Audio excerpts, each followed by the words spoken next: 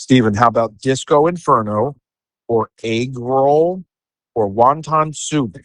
How about those names for FroPack 5 presets? Steven, should we do 5 or 8 people? I don't care. You don't care. Yeah. Well, we've been working on FroPack 5 naming. We've been working on FroPack 5 pricing. We're going to be working on the pages and making the videos we need to make and showing the examples.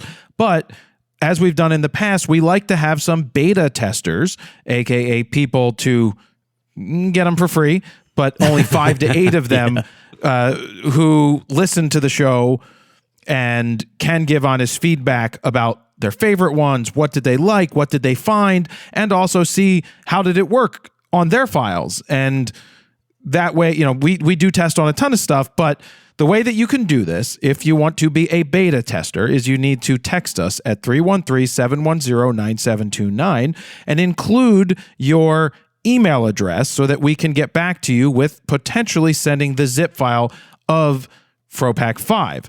Now, if you do own FroPacks, please let us know. We're not just going to pick people that own them, but just let us know that if, hey, I own all 4, that might be a good way. And I'm going to look it up too based off of your email address. So don't try to fuck around and find out. I was going to say, I'm going to confirm for sure. We're going to confirm that shit. Well, and also let us know, what you're using them on. What platform are you using? Lightroom Classic, Lightroom Mobile, on the iPad, on a phone, on a desktop, on the toilet, on your phone. So yeah. FroPack 5 is on its way, so if you want to do that, give us some texts. We will pick people this week to get beta testing. Yeah, I don't expect any issues with the presets in terms of me changing much from this point, but I want to know, do they work seamlessly from putting them on Lightroom Classic or Lightroom and then syncing them to your phone, that kind of stuff. What's everyone's favorite preset? I think it's Velvet Hammer. Velvet Hammer is a name, yes. we went through the gruesome, long naming process yesterday. So much fun every time. It is a process. Well, I pay attention wholeheartedly, like 100%. I'm focused. I had to be like, Jared, please, stop texting. Stop this, stop that. Look. No, I was looking and I know. You're like on your phone. I'm like, you see what it does here? See this? Here's another example. You're not looking at all. I was busy taking care of another thing, but then I noticed that the lights were not hanging evenly over the bar. Steven, did you notice that the lights aren't hanging evenly over the bar? What did I say after that? ADD, Jared? Yeah, or is this what it's like to have ADHD or something? I'm like, I don't know. I haven't been diagnosed, Steven. Take Excedrin. Calm you down, because that makes sense. Oh, then I'll be like, I'll be dead focused. So anyway, why don't you give us some specs? Like how many as of right now are we thinking? I think about 16 final ones, obviously several variations like we've done in the past.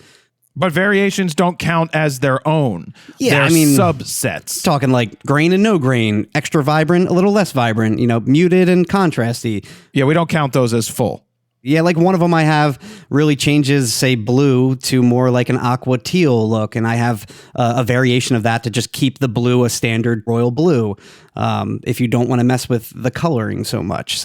But it also mutes everything else, and I think if you like that style but don't like the color change, you can still use that variation. It's stuff like that. Why don't you hit us with a couple of the names right now that we're working with? Now, keep in mind, these are working names.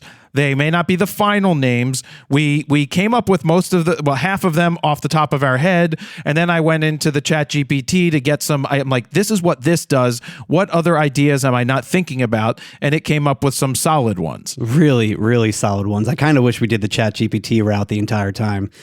Because once we started doing that, I'm like, damn, these are some really good, catchy names. Because I prefer a name where it kind of describes the color palette of the preset, but is also like a unique name that makes sense or like is catchy or is like a movie name. Or I will call it Ballsack Liquor number 4. Well, for example, we have Punchy McPunchface. That's a good one. Punchy McPunchface. That is a winner. I'm like, you know what? I'm not even going to argue. I'm going to give you one. I'll give you that one. Punchy McPunchface is a great preset. I think I wanted to call it Burnout or Cranked or something like that. And you're like, Punchy McPunchface. Yes, I'm doing Punchy McPunchface. We need to be weird. I'm like, all right, whatever. Yeah, that's a good one. But there's like ones called Wes Anderson, Jolly Rancher, Cotton Candy, Indiana Jones. The Green Mile was one of them. Old Faithful we were toying with. I don't want to give them all away, but there's some of the names. Vintage Press. Well, Velvet Hammer is like it had like a smooth skin, but the hammer of like high contrast. Yeah. But at the same time, it's not always smooth. So I'm still questioning that one. Yeah, but not everything is going to be exact for every single one. For some, it's going to be smooth hammer. For others, it's going to be like harsh hammer. But the Hebrew Hammer. Well, Hebrew Hammer. Yeah, he was who was the Hebrew Hammer? Do you know who the Hebrew Hammer was? I thought it was Ron, whatever his name is. You mean Ron Jeremy? I meant Ron Jeremy. Yeah. No, he was the human hedgehog. Oh, that's who I'm thinking of. Yeah. Who is the most famous Jewish porn star? Hey, welcome to Daily Fro, Stephen, where I go down rabbit holes. Jenna Jameson, James Dean, Joanna Angel, Michael Lucas, and Stephen's favorite. What was that girl's name, by the way? I don't know what you're talking about. What was her name? Nope, I don't know what you're talking was her about. name? Let's change this conversation. We can change it after you give me the name of your favorite porn star at the AVN Awards in 2015. I did not recognize any of them. I don't know what you're talking about. What was her name? I didn't even know who she was. Guys with cameras were lined up trying to take pictures with them. So weird. And they were also wearing, that was Google Glass era. Dude, and it was total kind of glass weird. holes everywhere. Yeah. Now you got meta assholes doing meta glasses. Steven's just trying to deviate from who I don't know what you're talking about. Porn star. What's her name? Riley back Reid. to presets. Riley Reid. You should name a preset Riley Reid. Who's that? That was the girl's name. I don't know who that is. I don't know how I remembered that. I didn't know who she was. Sure you didn't. No, I had no idea. None of them were familiar to me. I like amateur people. We're going to start naming FroPack 5 people after porn stars that Steven likes. We do have a Ron Burgundy preset name, I will say. So back to FroPack 5. There's a lot of them, which is pretty good because they're unique and different, including like there's one black and white that has a vintage appeal to it that I asked Steven to try and make. So we'll see if it works. It worked on one of these pictures I showed him from New York City. Looked really good. Yeah, I mean, you wanted me to more mimic your 4x5, and I just think it didn't really translate well to digital because it's such a muted kind of meh look to it on regular digital files. But when it comes to 4x5, obviously it's different. It makes more sense with that look that you're getting from a 4x5 camera, but not so much with digital. So yeah. I made it my own and kind of like a old school vintage black and white preset, and I think it looks good. I didn't want to go nuts with black and white ones this time around, so I stuck to mainly color presets. So we're gonna keep moving on here, but if you do want to be a beta tester, 313-710-9729. Make sure you put your email address in, and if you've bought all the presets or some of the presets, make sure we can look that up with your number just to see, because we're gonna get a lot of people texting in, and we're just gonna pick 3 to 5, and we are looking for some testimonials to hear your thoughts after playing with them, so that we could put those on the sales page, which is in the works. And let us know what files you're testing them out on. Obviously, specifically RAW files we're looking for. They will work on JPEGs, of course, but might look a little crunchy when you're applying it to something that is already crunchy to begin with. We'll probably put together a Google quick Google thing so that with questions and answers for the couple of people so they can just know what we're looking for. Yep. So anyway, moving on, we're going to talk about Danny Clinch for FundaPhotographer. We're going to discuss Back Button Focus, which was a heavy topic that I posted this week. We're going to talk about YouTube's changing how they show their numbers, another thing I talked about on Daily Fro, but I definitely want Steven's input on these things, as well as talk about the Tribex monopod that we just released a product showcase of, and we will talk about that. Before we get into the Danny Clinch thing, there are only 2 boot camp spots left. Ooh. So bit.ly/SEP19Fro. If you were on the fence about it, now is the time to lock in your spot because there's only 2 spots remaining. I didn't think we would sell more than 7. And so you say that every time. I do. I get so worried every and time. I'm like, dude, we're 2 weeks in. You have 6 more weeks to sell them. You'll be fine. We're 1 month out now. Actually, it is 1 month. Today's the 19th. It's September 19th is when it's going to be. Plenty of time to sell 2 more. Okay. So Danny Clinch, those of you who don't know Danny Clinch, he is a well-established music photographer who goes way back into the 90s, probably the late 80s. He's like, what, is he like 56? Do you know how old he is? I don't know, but I would say older than that. Really? But close. But specifically, he was Annie Leibovitz's assistant. I was wrong. He's 62. Yeah, I was going to say 60s. And he assisted Annie Leibovitz in the 1990s. Yes. And he found himself out on the road with Pearl Jam, friends with like all of these bands, the Foo Fighters. He shot heavily for Rolling Stone doing covers. He's most commonly known or more known for having a Leica back in the day and shooting a lot of the stuff with his Leicas. And yeah, he documented a ton of stuff. So we met him a long time ago when we went up to the studio in New York when he had that before the pandemic, and we talked. We did a RAWtalk way back in the day, well before the pandemic. I mean, do you know what year that was? I can find out right now, but that had to be 2015, if I had to guess. Let me see. That was a long time ago. 11 years ago, it says. Really? July 2015. Wow. So you can save a link for that and we can put it in the show notes.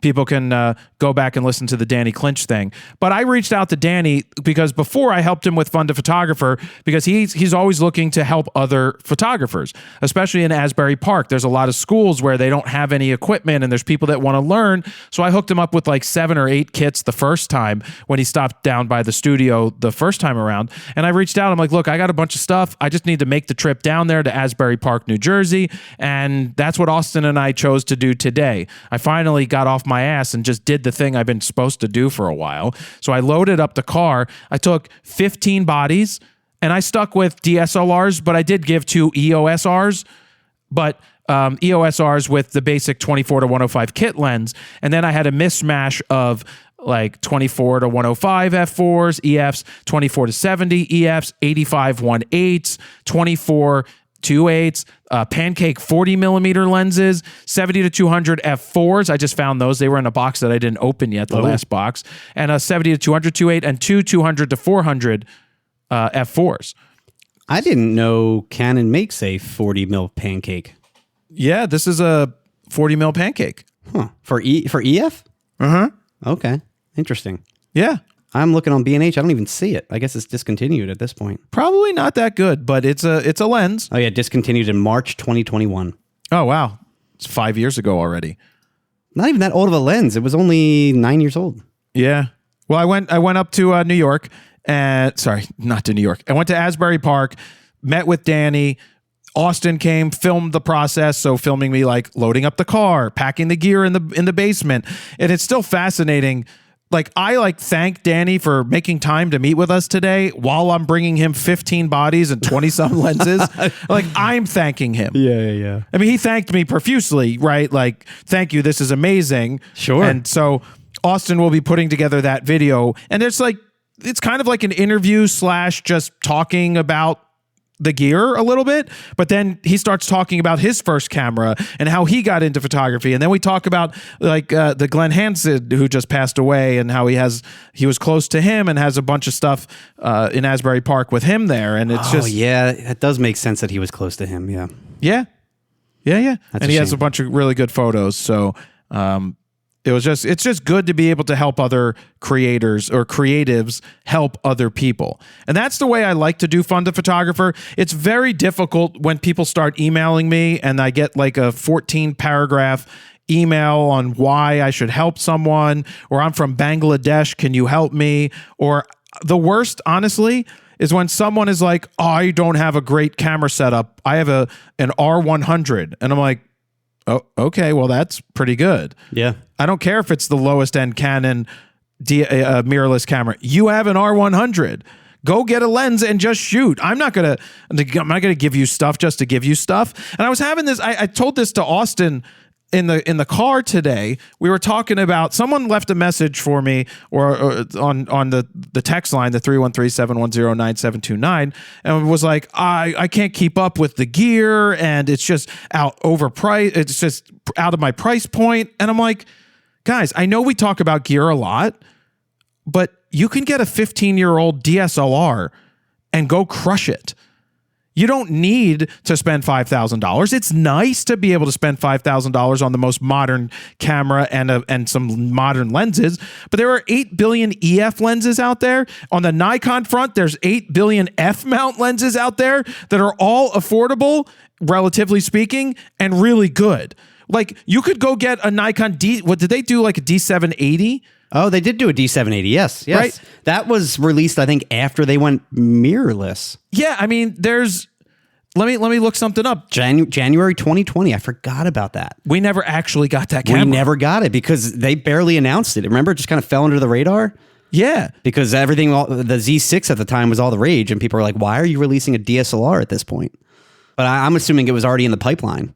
Yeah, Nikon D8. Let's see, like Nikon. While you're looking that up, it was very reminiscent of like, the D600 to the D610 and the D800 to the D810. It was a minor update. Wow, they're still getting over $1,500, $1,600 up to $1,800 for a D850. I mean, the D850 was a $3,500 camera, right, when it came out? Yeah. So it still makes sense. It's not that old. I wonder if they have Nikon DFs. D850, I will say it time and time again, I think that is the greatest DSLR ever made. The last great DSLR, I should say. Nikon DF. See, that is a camera that I could see. That's $1,119 for a old. DF. Yeah. That was an F4. Sorry, a D4 body, a D4 sensor. I still remember getting briefed on that. And I wonder what in person. Was that the day that I ripped on the 70 to 200 and then moving the zoom ring? I think so. Yeah, we were backstage at like CES or something. No, it wasn't CES. It was Photo Plus in New York. Yeah. It was in a room, and there were a lot of circle tables. Yeah. I remember the tables, and it was Steve Heiner and our guy Jeff and Geoff. I think they had the camera like under a little cloth, right? Well, they had the camera on the cloth, but then they handed me the 70 to 200, and I made a video right in the room with them listening to me, where I said, I forgot about what the fuck are you guys doing? Yeah. Moving the ring to the outside. This is terrible. And then they kept that same feel and layout with mirrorless. With the 7200. They didn't listen to me. So anyway, the point I'm trying to get at is there are so many basic DSLRs that exist today that are used but still fantastic that you can go do damage with. You don't need the latest and greatest. The people that need that are me. And I don't even need it. Why? Because I've proven that the gear doesn't matter. I've gone all the way back to shooting 4x5. And proving without auto exposure, without focus modes, without anything, shooting a camera from 1948. Yeah, well, try shooting sports with that. I do in my way. Yes, I get it that you can't do all that, but it's just proving the point that the most fundamental and basic things I can still get great stuff with. Of course, yeah. Because I'm great. Okay. I'm the best. Wasn't going to go that far, but yes. Yeah, but you know what's funny? Danny Clinch he's like, I'm going to pat myself on the back talking about how good he was. I'm like, you do that because I do the same thing. He 100% deserves it. I mean, I will say I've always looked up to him as a fellow, music photographer. He was very big on my radar for sure. Danny Clinch was always like number one for me when it came to like inspiration for music photographers, concert photographers. He did everything. He worked with every artist, especially like the artists that I liked. He did. Foo Fighters, Pearl Jam, all those guys. You know, Austin was asking me on the drive down to Danny. He was like, did you and Steven used to do a similar photo news fix type thing back in the day? I was like, well, actually, the thing that Steven did with the photo news was a promo for what we would be talking about during RAWtalk. Yeah. We made short video at my old place where I sat off camera and told you what suggested things to say without a teleprompter. Remember, we would film it like right after RAWtalk. We would just be like, throw a light on me and just hit record, and you would feed me like, here's the story, say it this way. And I'm like, okay, here's the gist of it, what we're talking about. I don't know. I look back and I'm like, I thought those videos were so pointless because it was like, here's a teaser for RAWtalk, but we're not going to give you any of the actual story. And then Photo News Fix took on its own thing, which killed RAWtalk. Well, it was not that wasn't the reason RAWtalk got killed. That was one of the main reasons, though, because the stories that we talked about and introduced on RAWtalk became Photo News Fix, and then we couldn't title RAWtalk the actual news stories because we reserved them for Photo News Fix. Well, that was much later on. Not that much later on. Well, but the other point I wanted to make is it reminded me of when you did your music news on, and I was like, this is Steven doing the music news. Steven here with the music news for ya. Yeah. He always said for ya. Yeah, I tried not to, but I definitely let that out a lot. On Radio 104.5. I look back and I'm like, man, I tried way too hard doing that kind of stuff. I told you that. You're like, I have to film and record at my booth every day. I did. I had to do it twice a day. And then I had to post 6 to 7 articles every day while also going to college full time and working 2 full-time jobs. I was working literally 3 jobs and going to school full time at one time. It was brutal. And there was no stories half the time to talk about. 6 stories a day. I'm like, there's not enough news. I was just posting. Half the time I'd be like, here's a remix from this band to check out. Because I had to fill that quota. You happy where you ended up, Steven? Yes, for sure. Okay, good. All that, full circle. I ended up meeting you through the radio station. So Exactly. and doing similar things, talking about news, but for photography. It's funny how it all works out. But let's talk about one of the most divisive posts I've put up in a while. Dude, the second I saw that, I'm like, you're going to get a lot of shit for that. Yeah, but I don't know. I haven't read the comments yet. I don't have many comments to bring up either.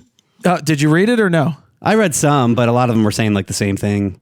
Yeah, exactly. So the quick gist of it, if you don't know, I posted on Instagram that back button focus sucks or stinks or you shouldn't use it because it's terrible. And I didn't do it to be like stir up. I don't try to stir shit up. I was just making a point because I got pissed off that one of the guys I was critiquing for a paid critique sent me an email back because I critiqued his stuff and realized that he was missing focus on certain things and he had a Canon R5 and there is no excuse for missing focus in the modern day with a Canon R5. So when he replied back and said, well, I was using back button focus and I must have not continued to hit the focus button and I just took the pictures. I was like, well, that makes no sense. You have an R5. It locks onto the eye and tracks a subject. You should never be out of focus with this camera. Like, out of 9,000 pictures, you should have like 2 that miss for some reason or not. But no, this wasn't even in focus anywhere.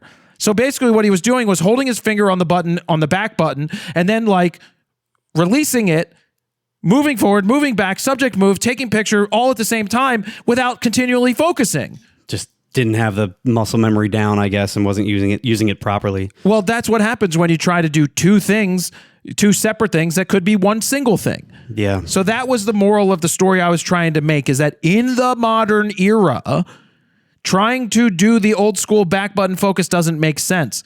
And then, of course, the comments are like, well, I use a DSLR and it makes sense. Well, so let me just break down, like, for those that don't know what exactly back button focus is before we go on. To me, it was always meant to be like the best of both worlds. It was meant to be that way, being able to use single and continuous focus like all at once, giving you full control by solely using the back AF on button to separate focus from the shutter button. It was a big deal, made total sense like during the DSLR era, like you just discussed, when it was pretty much impossible to switch modes or focus and recompose quickly.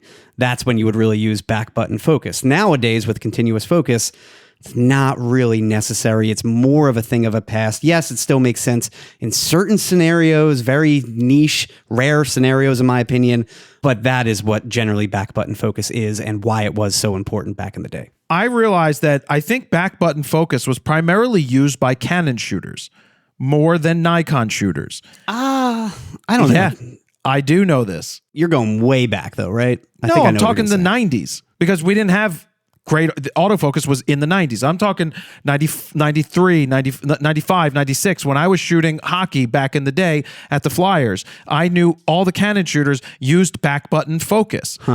All the Nikon shooters didn't. And part of the reason I think I've come up with it is for like the F5, that type of camera, you could actually move focusing points. Whereas with the Canon, the way that you moved focusing points is you had to press the MF button or whatever it was on the top, then you had to spin the spin wheel on the back to cycle through the focusing points, depending on the focus mode that you were using. If you wanted to individually select, you had to literally have one point and you had to like keep turning the circle. I don't believe it had the joystick at the time. Oh, wow. So I think that most of the people realized that, well, back button makes sense. And when I shot one time with one of the pro Canon cameras and a 300-2.8 that the guy let me borrow, I didn't know how to focus. I'm like, it's not focusing. He's like, well, it's back button. What are you doing? I'm like, oh, I didn't know this was a thing. So the back button made sense. I would focus on the goalie and then I take my finger off the button. And if someone skated in front, I didn't lose them like I did if I was continuously focusing. So it's not much different than if I switched my Nikon from AFC continuous to AFS single, and then you would just shoot when you wanted to shoot, and then if the goalie moved, refocus. Yeah. It's just an antiquated way of doing things. I wouldn't recommend it today.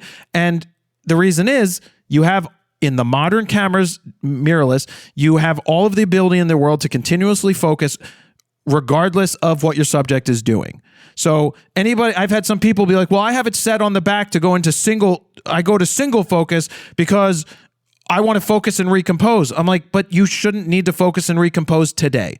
That's dead. How do you currently have your camera set up? Just pretty much by default, like shutter button, half press, autofocus, couple custom buttons on the back, right? No actual, obviously, back button autofocus. No, so I turned off the AF on button, right? I don't use it as AF on my R1. What do you use it as? So front button, focus and shooting. There are 3 buttons. There's on the back of the R1. You've got the big AF on button. Mm-hmm. Next to that, to the right on where your thumb goes, there's 2 other buttons. So the furthest right button I set to turn on and off pre-capture. Mm-hmm. The button next to that I have set to turn off continuous autofocus to allow me to be in single focus. And so I turn off servo. That just means that I'm having trouble with my focus, or I want to actually lock on something that isn't really moving, or I'm having distractions in the way. It's like a last ditch effort thing where I'm not happy with what it's doing, but I still move my focusing points around, or I focus and recompose at that case. But that is like a last resort thing. That's where I don't want to focus on the subject's face, but they're holding a microphone out. I want to focus on that microphone. That's where I cheat the system, focus on that, compose, shoot, switch right back into continuous focus. The AF on button, I honestly don't know what it's set to right now. Probably nothing if I had to guess. No, I have it set to something, but I'm not sure what at the moment. Or it's probably like a second pre-capture button or something like that. I don't know. You tend to do that. But I like I said, we got a lot of messages from people or comments are like, I'm a birder. Of course I use back button focus. And I'm like, well, why does that make any sense for anything? Well, so the only thing, like playing devil's advocate here, there are a few times where I could still see back button autofocus being a very, very slight benefit on the rare occasion, in my opinion. Like if subject detection is being super jumpy and going back and forth, back button will automatically stop that. But again, there's workarounds where you could put it in AFS and do that as well. Granted, it still might hunt if you're trying to focus on a bird through a tree or something like that. And also during bursts, like it's nice to kind of constantly be locked on your subject while firing off bursts. Steven, that's a really good example, the tree one, because this has happened to me in Kenya where I had both a Canon and a Sony with me. It was when I was using the R1 or the R3 or the A93 or something when I was out there 2 years ago. And one of them was having trouble with the brush. Yeah. So what I then do is then I move into single and I move the point myself to make it work because it wasn't getting the detection.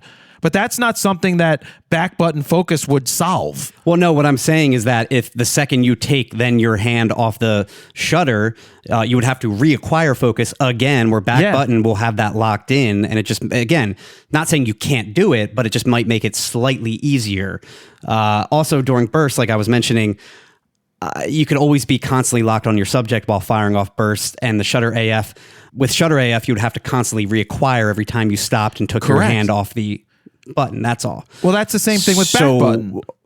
No, back button, you would constantly have it locked on, and you could take your index finger off the shutter button, and you would still be locked on your subject, where you might be trying to reacquire after that burst with the front shutter button, and that might jump on, say, a back subject or something like that. But you don't need to reacquire. You just keep your finger halfway down, even you don't fully release it. Oh, no, I'm saying some people do, though. Well, they don't know how to shoot. It was like when I was talking to Troy, and Troy's like, I didn't realize I shouldn't lift my finger after taking pictures. Yeah. I'm like, no, you should always basically have it engaged if you're shooting or looking to capture a moment. For me, I'm not stopping until the action stops. So I am locked on that subject with front button AF shutter all day. Now, again, I could see people that aren't used to shooting sports, back button being a little more beneficial to them, but I still think most people, all of this can be solved by just using that front shutter button still. Might be a slightly easier in certain rare occasions with back button, but you made a good point about losing freedom to change buttons or settings like mid-frame if you're using back button focus, like changing ISO quickly.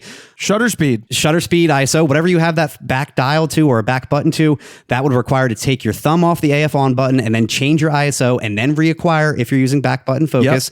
Granted, some people do that with like a top button and use their index finger as well, but that's then taking their finger away from the front shutter button and losing shots, where now you can be focusing, shooting, and changing your settings all at once while still having shutter button AF. So that's why I think these days it still makes the most sense to do shutter button with autofocus, and then you still have your thumb open to change any custom buttons or any settings while you're still locked onto the subject, looking through the viewfinder and firing away. 100%. So I wholeheartedly, and I have to go through the comments and do a separate daily fro on what points people make. But of the points that people were making, I sit there and I go, well, that makes sense for some, right? Like that makes sense. Like the way you explained it kind of makes sense, but then in the grand scheme of things, it really doesn't make sense. I think both ways work still. I think some situations it does make sense, but personally for me, having that front autofocus shutter button, that makes the most sense.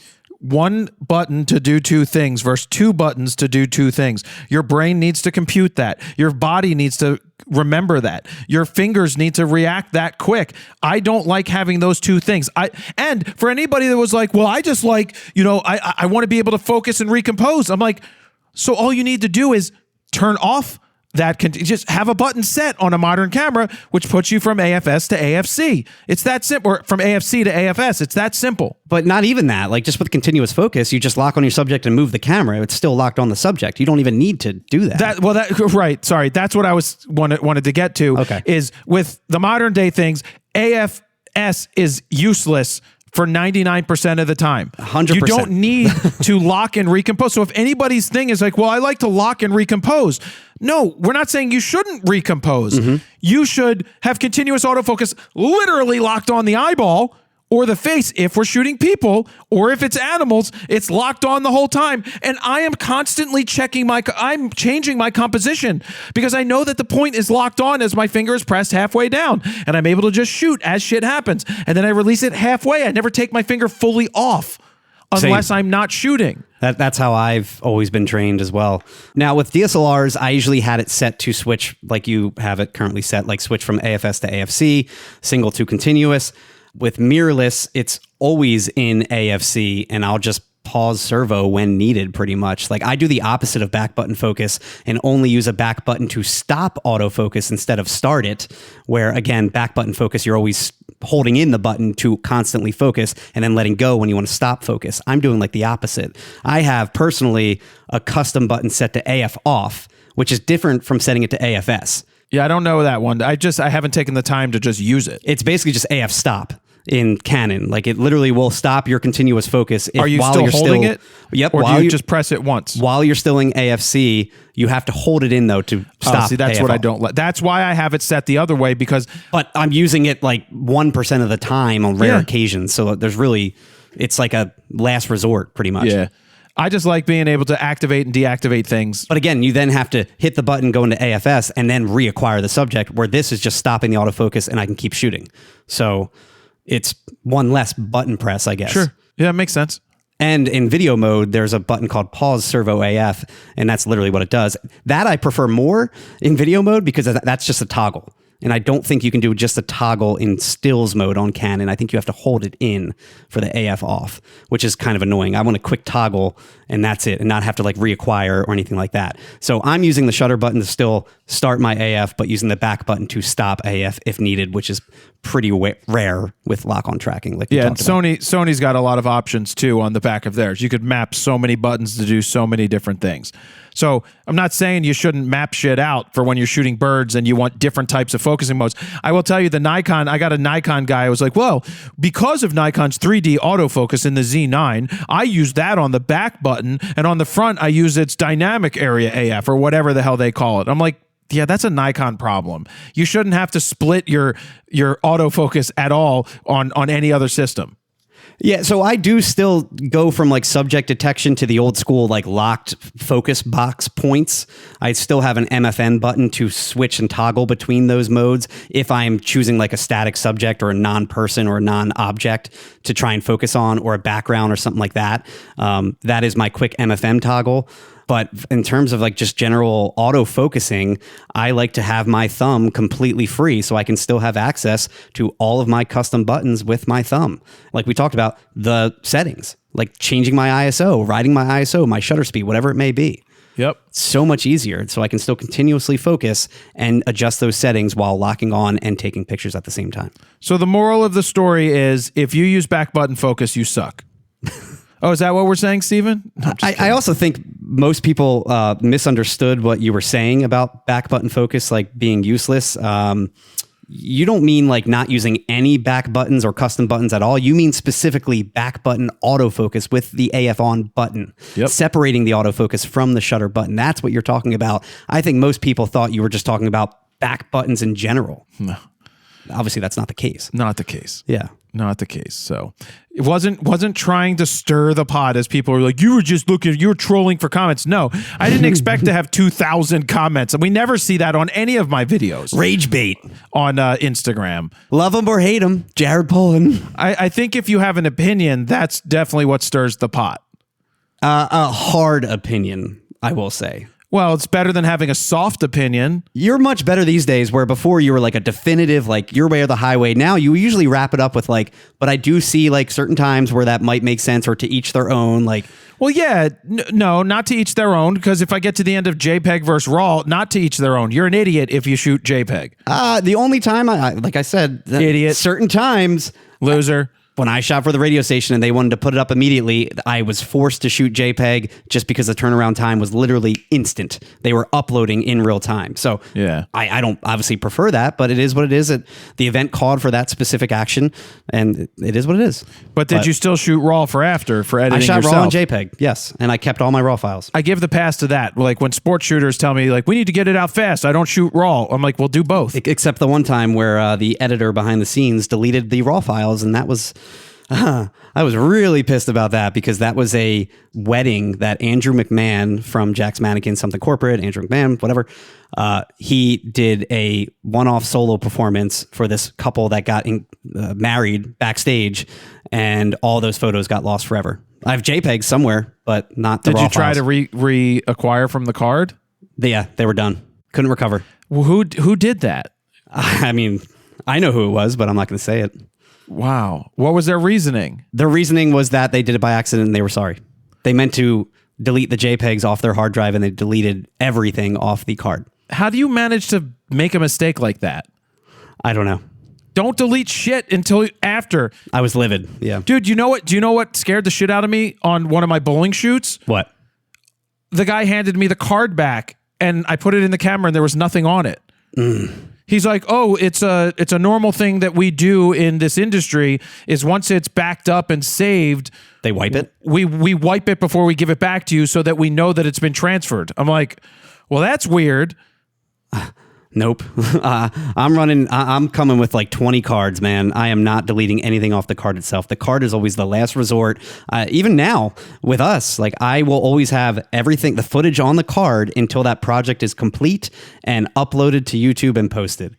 Because that is the last resort. If I ever need to fall back on the card, I have it. But also we have Dropbox on the cloud and on our actual hard drives too. So it's 3 different spaces that it's on. And our server now. And the server, So speaking of YouTube, well, let's transition into this. We've beaten the back button focus horse enough here.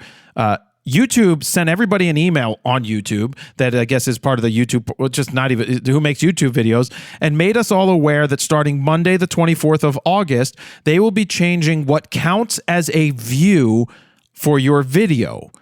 Previously, the way that it's been done is they have a whole bunch of metrics where you do not get a view on the front end to count unless it was a certain amount of time. And we always heard it was 30 seconds. Now, that doesn't mean that that's valid because they don't officially tell you everything.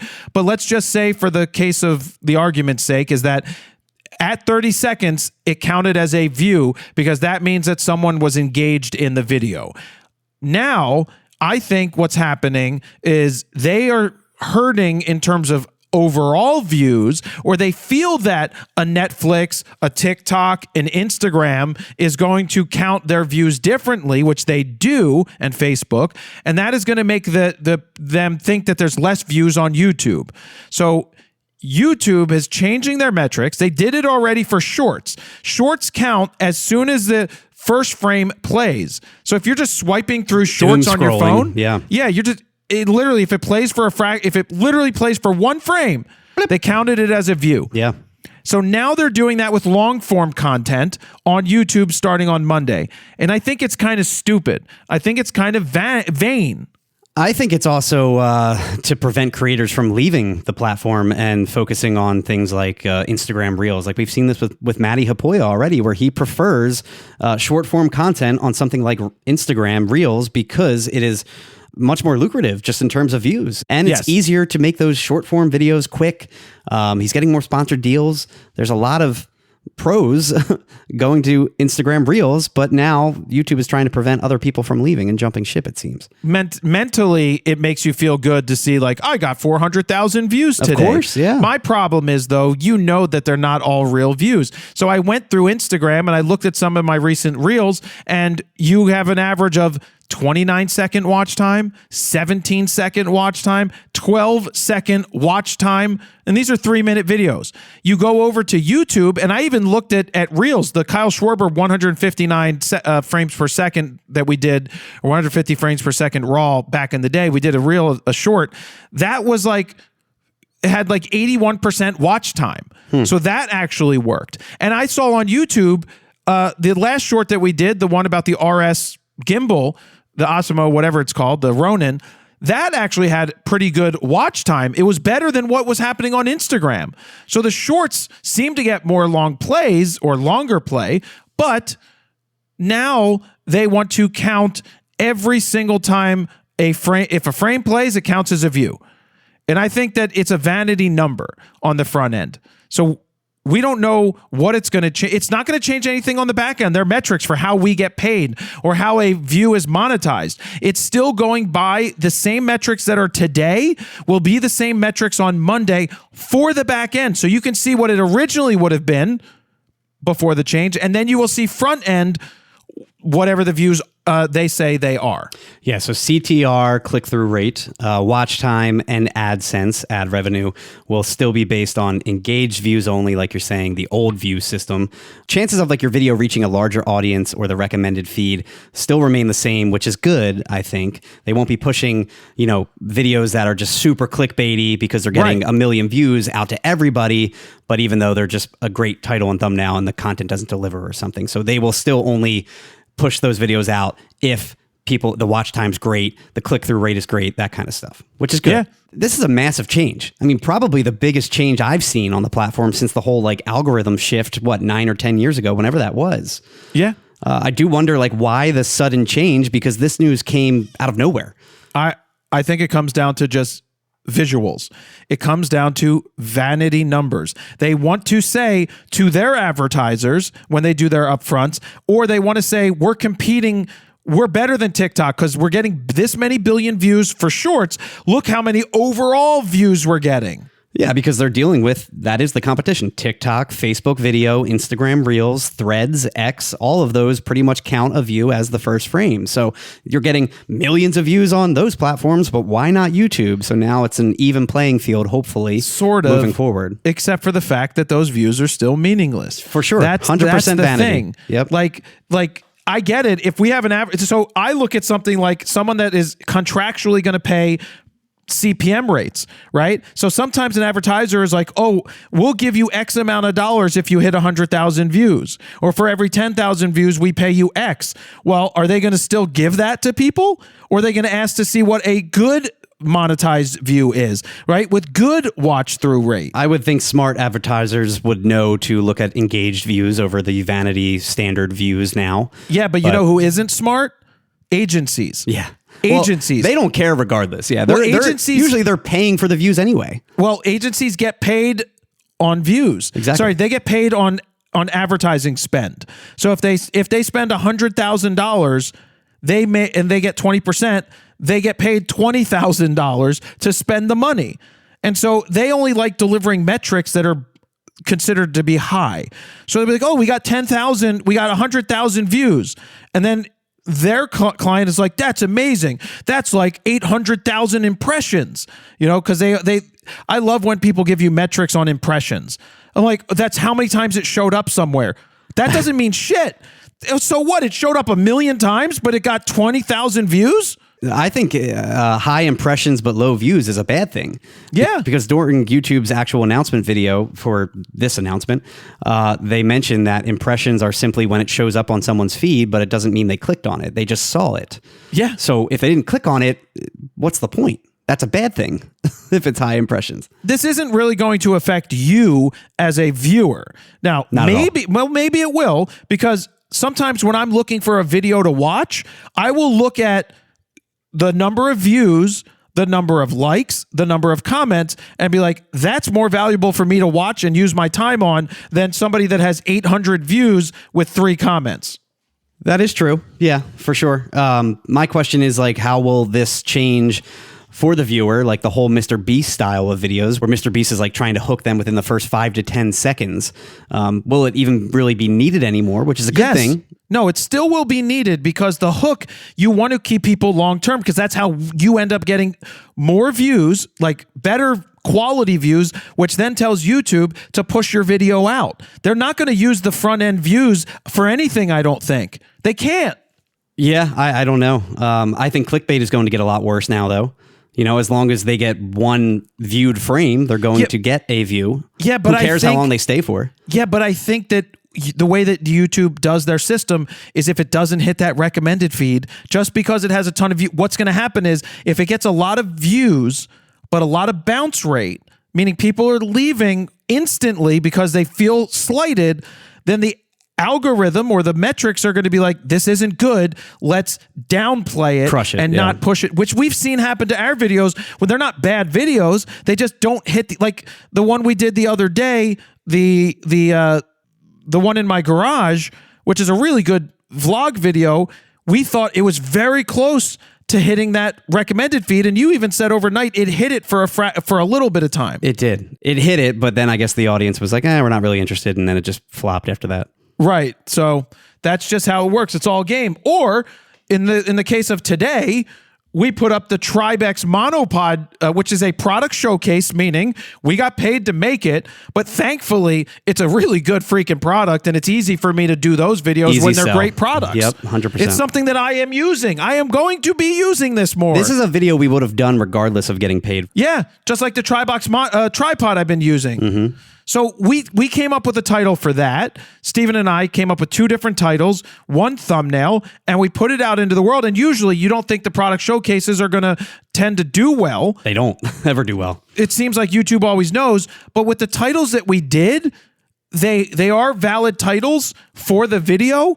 They are definitely clickbaity in terms of being catchy, but our watch time is up. Our impression rate is up, and it hit the recommended feed because it's good, engaging content.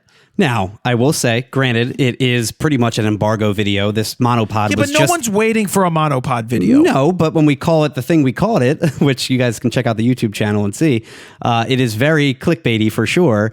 And on top of that, again, it's a first of its kind for the most part. Like there's only 2 videos out really on this, which is your video and Potato Jet's video on this monopod. It's not like we're dealing with 20 other creators, trying to compete for number 1 in terms of views, like when a lens review comes out or a new camera body comes out. So that definitely helped us with this. But yeah, there is a huge spike now because once it hit that recommended feed, now everybody is viewing it and everyone wants to watch, which is great. It's exactly what we want. I mean, it is a 1 of 10 right now. Which is big for us. Huge. And this spike, man, did you see? It's really big. Again? It says it's 2 times more than normal viewers, 200% more. Oh, really? That's massive. And our titles are 50-49. They're basically the same. I mean, it's not NASA video massive, but it's that good. spike looks like it's still going up. Mm-hmm. So it's at 32,200 views right now, which is 16.4 thousand more than usual, it says. So what YouTube is looking at on the back end, it's looking at views, but it's looking at watch time, which is 1,100 more than usual. So that's big. It's added 16 subscribers. It's in the YouTube recommended feed because it has 26,000 views just in that. Subscription feed only has 2,700 views. Notifications only 1,100. I have 1.5 some million subscribers and only get 1,100 views from notifications. Sad. Subs are dead. Subs are dead. Completely. I said this to you earlier. I'm looking at the analytics, and we have, in the last 28 days, we've added 982 subscribers. I don't even think they even promote the subscribe button really anymore. Is it even there? Because there were times where I was doing 20 or 30,000 subscribers a month, and then we just watched it deplete time and time again. But subscribers don't matter as much as the recommended feed. And we've said this before, but it's great for someone starting out. Like, you don't need any subscribers really to hit a large audience these days. If it gets into somewhat of a recommended feed, then your video could skyrocket overnight. 100%. With 0 subscribers. So 100%. Yeah. But the key is, can you do it time and time again? Exactly. Because that's where a lot of people miss the boat, is they don't realize that you have to stay active and you have to be able to continue to do this. How many views did you say it has so far? 32,200. Okay, so 32,200, that would be the engaged views, right? The current view metric. This is under engaged views, yes. So typically we lose, 40 to 60% right off the rip, the first 10 seconds, just the drop-off rate. That's pretty standard with YouTube. Now I'm curious, will it be 60,000 views, vanity views, next week if we put that video out? Yeah, I don't know. Would it have been double the views? I don't know. It's good for a sponsor. It's good for the sponsor to see, but it is, as long as it delivers value, because that's what we care about the most. It still blows my mind though, because usually we see or hear of new features like this being beta tested regionally for a year or more before it either completely drops off the platform or it becomes a new feature. But the entire platform is changing overnight suddenly. This is just such a sudden random change. It seems last minute to me. Yeah. And I don't know why. YouTube really never does something like this. Yeah. Pretty major. Again, I think this is vanity on their front. They just want to try and compete with how many views that TikTok and Instagram say they get, and they want to try and stay ahead of the game. Oh, and I did see confirmation that even scrolling through your feed and hovering over a video and seeing a preview of it does count as a new view, since you're technically seeing a frame of that video. So that's literally doom scrolling. I do it all the time. I hover over a video. Or you accidentally touch something and it's playing. I'm I don't want to see that. Yeah, yeah. So again, that's vanity. That's not a valuable. I don't want those views. I really don't. I just hope it doesn't become a cesspool of clickbait thumbnails and titles because people are just looking for the vanity views and to show a sponsor hey, we got 1 million views, even though this title and thumbnail, even though the video does not deliver at all to what the title and thumbnail say and blah, blah, blah. Yeah, I don't think that's going to be the case. I really don't think it's going to be the case. Hopefully not. So anyway, back onto the Tribex monopod thing. I really like the thing. If you want to pick one up at Brandon from Alan's Camera, go to allenscamera.com. We'll put a link in the description here. There is a code. If you use the code FROPOD, FROPOD, one word, you can get 10% off one of these monopods. So the $199 version is the one that I use, but then I also have the one with the feet. That is $359. So $359 gets you the monopod and the feet, and then $429 or for whatever the higher number is, I forget what it is, gets you one with a fluid head or ball head if you want.